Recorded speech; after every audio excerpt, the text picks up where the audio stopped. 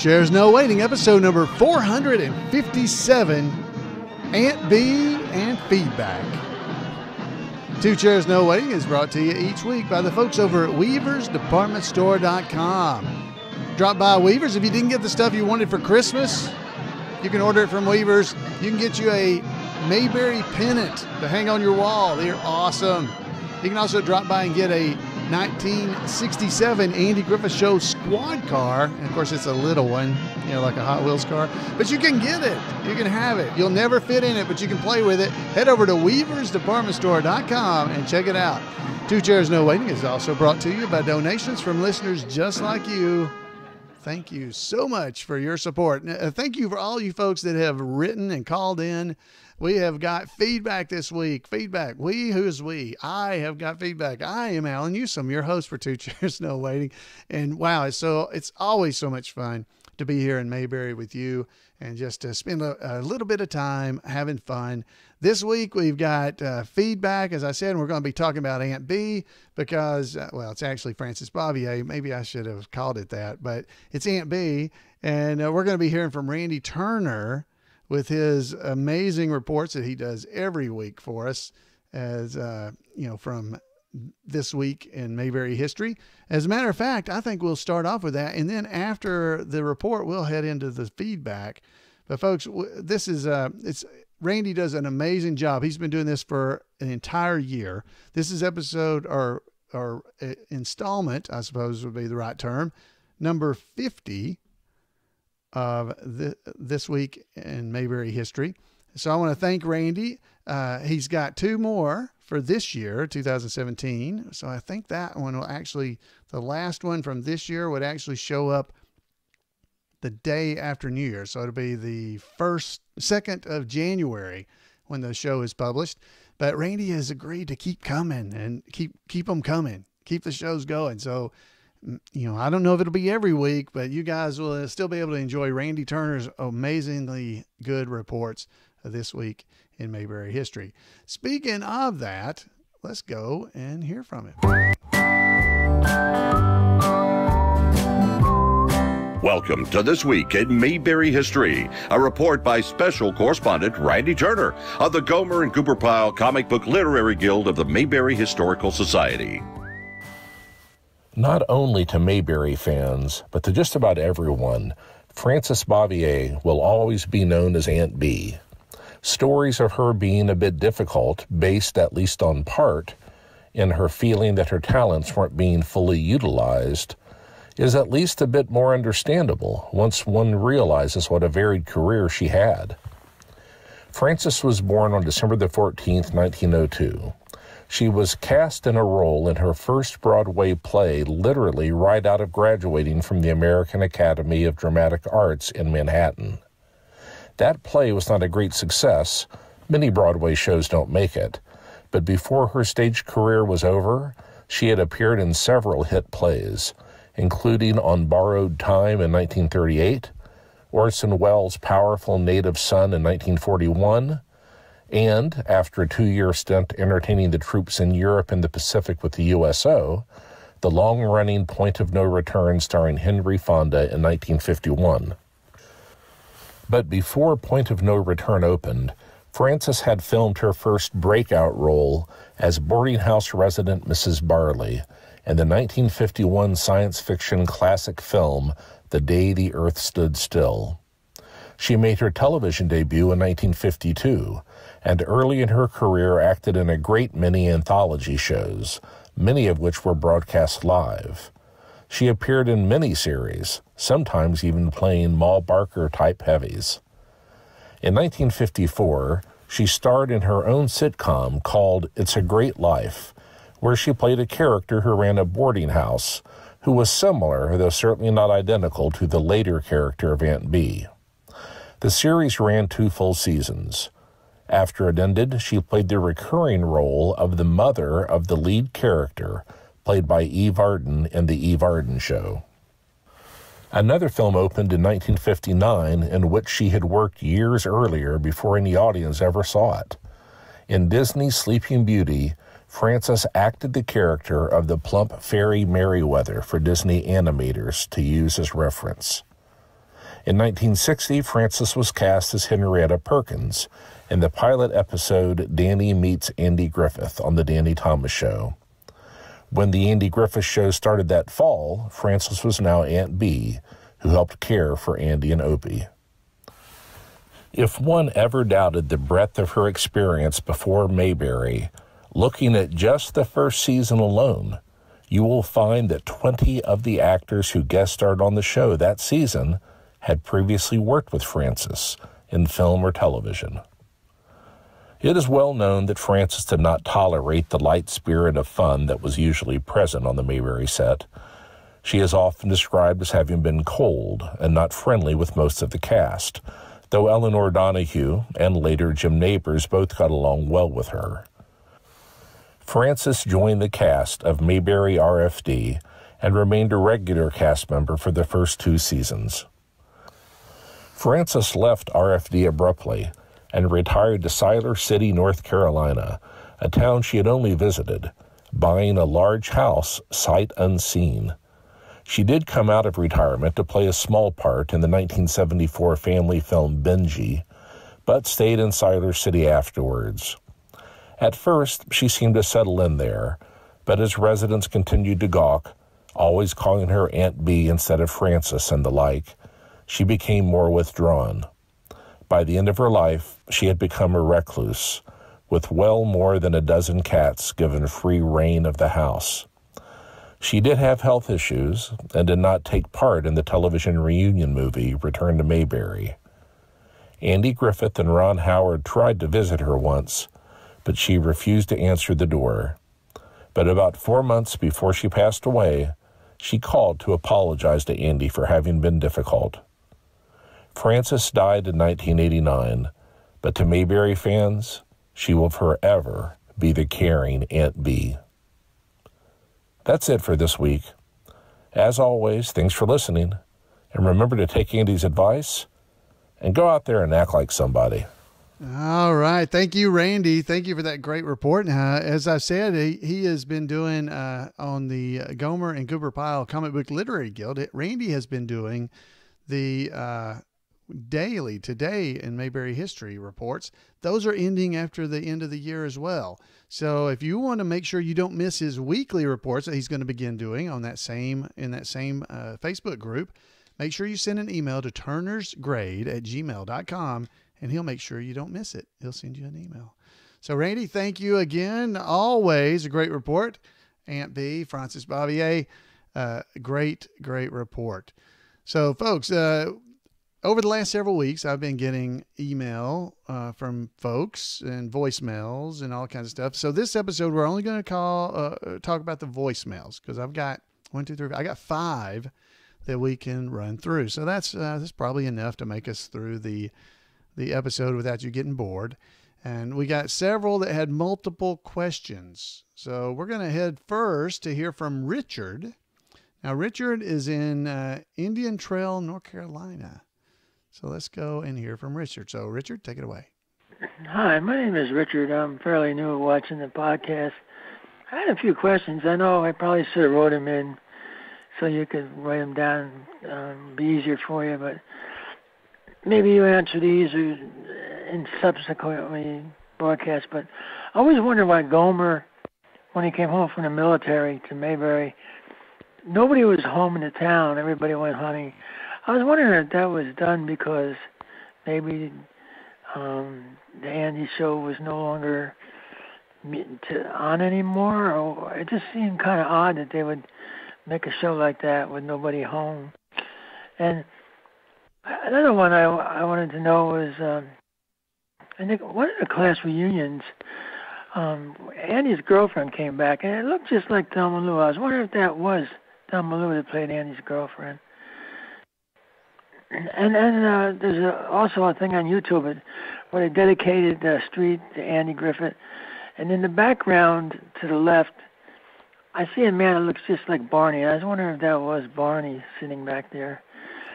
And the other question I had was why they only did one Christmas show. It was so popular.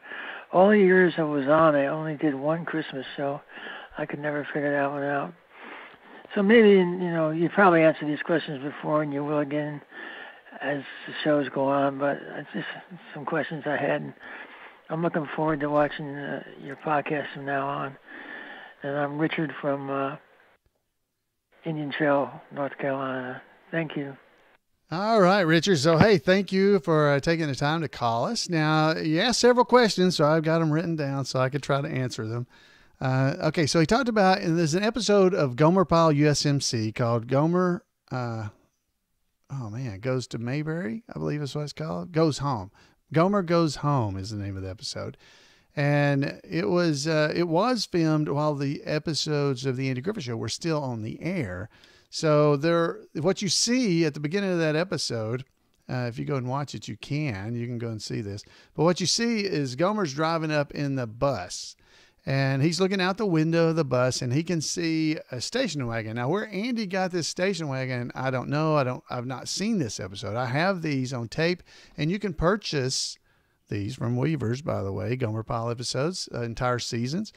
But this episode, Andy and Opie and Goober, and I guess Helen, I don't know, I don't remember seeing Helen in that, but they are leaving town when Gomer's driving up in the bus. So they're packing up this station wagon to go out of town. And you see Gomer throughout town. He stops and he gets out and he's at Emmett's Fix-It shop and he's talking to Judd and everything. So why they had the characters actually be gone, I really can't tell you for sure. I don't know why they weren't there, other than it was a neat story, a good plot point, and it was probably easier for the regulars that were on the Andy Griffith Show to not have to do 2 episodes in the same week. They just had to do this one little scene, and then they were gone. And then at the end of the episode, I believe they return.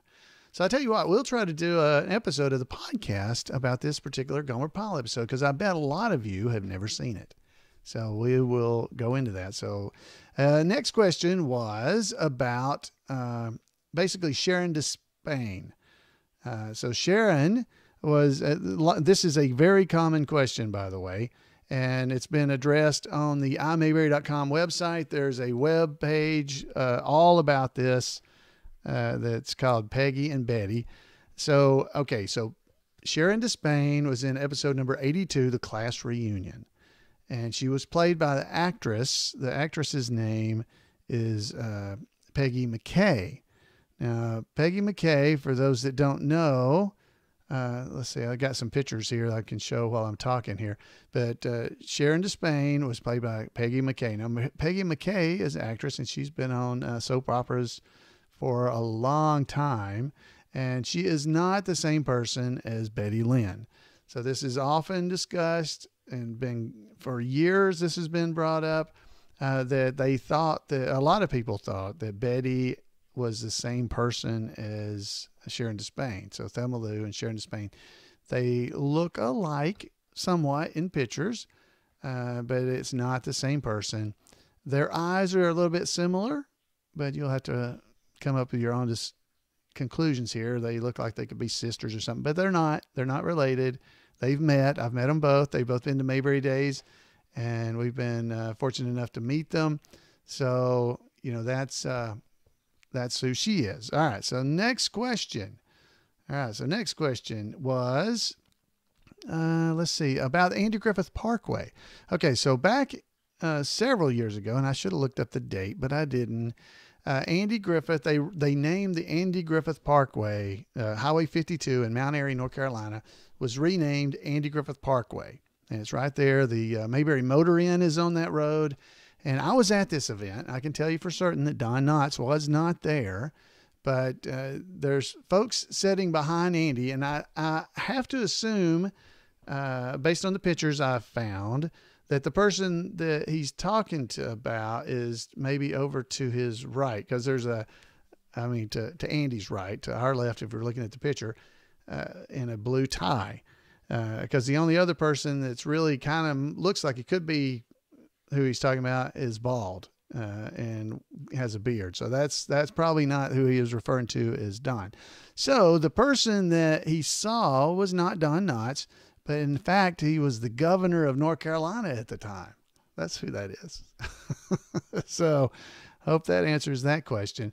And then his last question was about the Christmas episode. He said, why was there only one? Now, I've heard this talked about before, and the reason is because for rerun purposes, if you think about it, they try not to make very many episodes of a TV series tied to a holiday or a season, because then in rerun, in syndication and in reruns, that episode is out of place.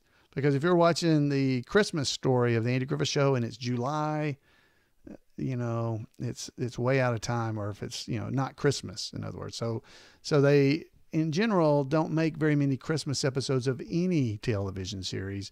But the Andy Griffith Show in particular only made the one, so I wish they had made at least one more, something else with Christmas. But that was the only real holiday other than maybe Sir Walter Raleigh Day that we actually got on the Andy Griffith Show. All right. So thank you again, Richard, for giving us a call. So I got a voicemail from Mark Thomas. So let's hear this. Mr. Newsom. Hey, this is Mark Thomas from Sylvania, Alabama. I just wanted to call and tell you enjoy listening to your podcast, 2 Cheers, No Waiting. All right. So there was more of that where he gave me his phone number, but I didn't want you to hear that. But Mark, thank you so much for giving me a call. Mark is not the only one. I had a few people. I had a fella named Mark wanted me to give him a call. There was a fella named Anthony who called in. Anthony, he's from South Carolina. He was asking also, so let me first thank Mark. He's from Sylvania, Alabama. I grew up in that area. I went to high school in Sylvania, Alabama, so it's cool to hear from Mark. Thank you for calling. And Anthony called in from South Carolina, and he was wanting me to try to call him or to give him information about how to contact Betty Lynn. I can't do that, even if I did know, which I actually don't. I don't know how to get in touch with Betty. Not directly. So I can just save everybody time. I can't give you information about the cast members. I won't do that, because if I did have it, I wouldn't be supposed to give it to you. Anyway, just please don't take any of that negatively, Anthony, or anybody else that happened to have called in and asked similar questions. But I normally can't call you back either, because here I am on the podcast. I can talk to you here. If you ask me the question here, I can answer it. But I don't normally have a whole lot of time to be calling people that have called me. I hope that doesn't sound terrible or mean. It's definitely not the intention. I don't talk on the phone a lot. Hardly ever. So anyway, so I want to thank Mark for giving me a call, and I want to thank Anthony as well. But I won't be able to really help Anthony on that situation. And Mark, it's great to hear from you. All right. So next up, we have a call that this one's, you'll know who this, or maybe you won't. This is, he's going to say it's Gubasan. This is George Lindsay Jr. So let's hear from George. Hey, Alan. It's Gubasan. Hope you're doing well. All About Rants was very nice. Thank you. Very nice.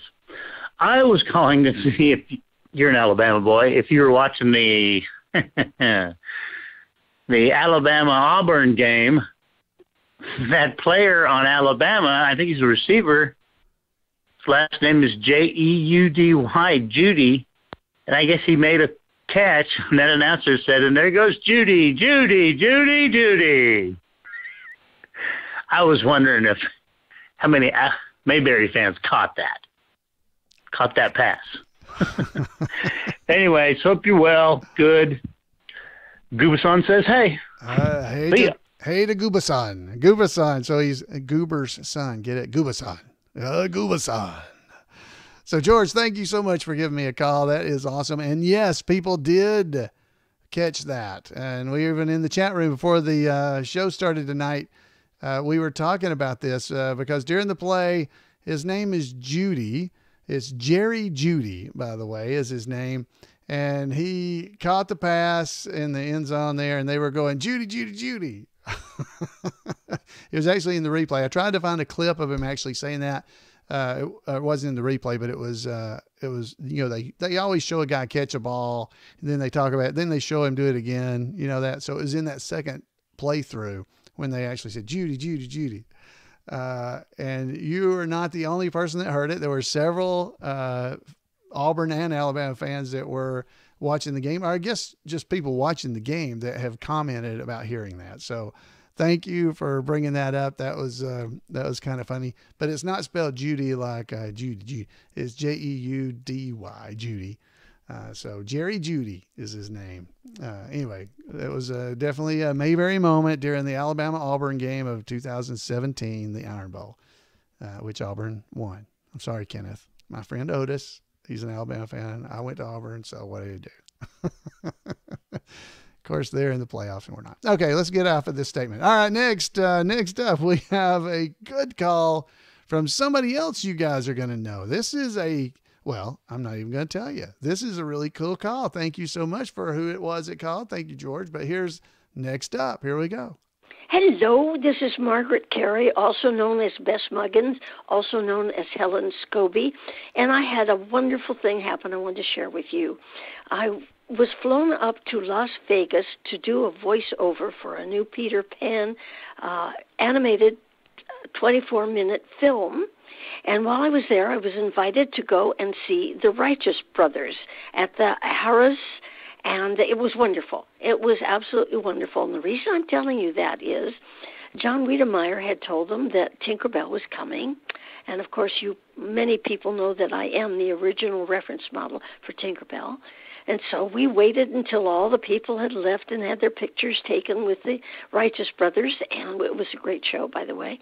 And I marched up, and they were so thrilled to meet Tinkerbell, and we had a wonderful chit-chat and so on and so forth, and all of that. And then somehow I said, well, I have just come back from a cruise with the Mayberry folk with the Andy Griffith show, and so this is just wonderful that they were more excited about me being on the Andy Griffith show than they were about Tinkerbell.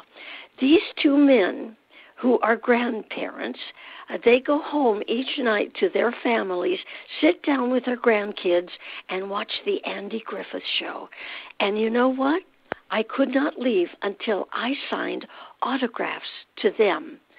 Is that not an incredible story? You just have a wonderful, wonderful Christmas now and a Happy New Year, and thanks for everything, and I love you all. Oh, bye. Wow. Thank you so much, Margaret. That is awesome. So the Righteous Brothers, ladies and gentlemen, huge Mayberry fans. They were more interested in that she had been on the Andy Griffith show than the Tinkerbell stuff. Awesome. They watched the Andy Griffith show with their kids, grandkids. Wow. The Righteous Brothers. So folks, if you get a chance to go see them, maybe you go up and say hi and talk about Margaret Carey. So Margaret, thank you. Golly. Thank you for calling in. That was an amazing story. I know everybody's going to love hearing about that. So thank you. I had a great time on the cruise with Margaret. She is such a sweet person. Her and Eric, her son, both great, great people. All right, so we have one final voicemail. So this is from Keaton, so let's go. Hi, Ellen. This is Keaton Hatch.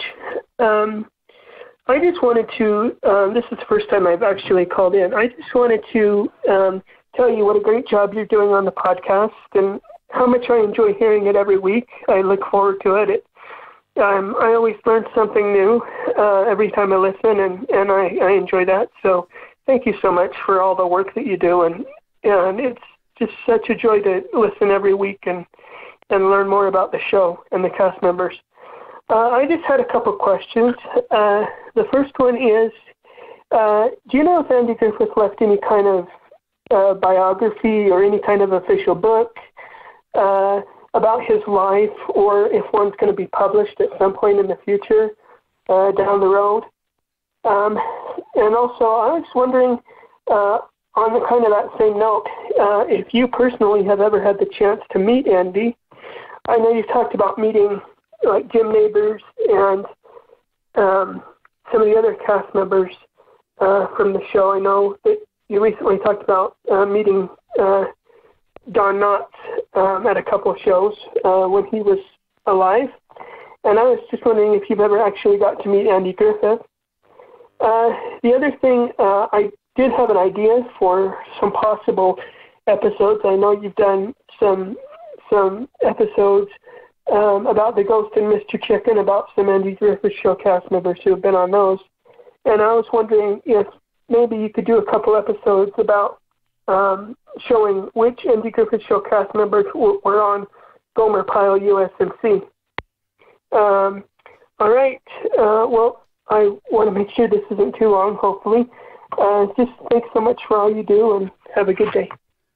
Wow, Keaton, thank you so much for your call. So we got a few more questions here. So did Andy do an official biography? Okay, so there was a biography that was written, but it's never been released. It's never been released. So we can always keep our fingers crossed that someday it might be. And there were a lot of rumors about it several times before Andy passed away. He had written it before he passed away, but it has never been released, and I don't know if it will be anytime very soon. I don't know why. I don't know why it's not being released or anything, but we can always keep our fingers crossed that someday it will be released and we can hear from Andy in his own words, his biography.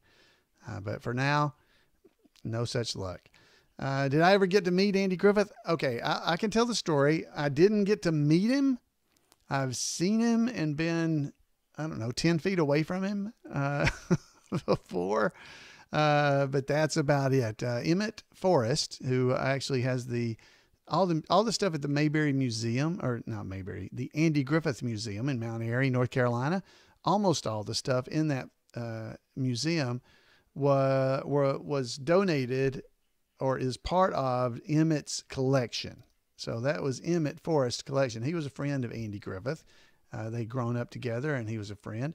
And Andy was coming to town to Mount Airy, and myself and Ken Junkin, who does Otis with me, me as Floyd, him as Otis, we happened to be in Mount Airy that weekend. And Emmett told us, he said, hey, you should be at the museum at whatever time it was. And we were like, oh, okay. So we came up there. And when we were there, Andy and his wife came to the museum to tour, and we were inside at the time. So we got to see Andy come in. We saw him sign the guest book. If you go to the Mayberry or the Andy Griffith Museum, you'll see the guest book where Andy had signed it. You'll see that. We got to see him through a door. We were kind of standing away from him, not bothering him, didn't talk to him. If he talked to us, we could talk to him, but there was nothing like that. So there is a picture that I took because I had a little digital camera. I think it was digital. Anyway, I was standing behind Kenneth and I kind of took a picture of Andy. And so you can actually see Kenneth's shoulder and part of his face in the picture I took. So he had his picture made with Andy, kind of, from a distance. Anyway, I never got to meet Andy other than that. I saw him in person a few times, but that was as close as I ever came to meeting him. But he was nice to everybody in the room. We were just, Emmett had been kind enough to let us know he's going to be there. And we were respectful to Emmett to not encroach on Andy's privacy. If Andy wanted to talk to us, he could. It wasn't that he didn't want to necessarily, but we just didn't make any effort to approach him or anything. We didn't try because we didn't want to bother him.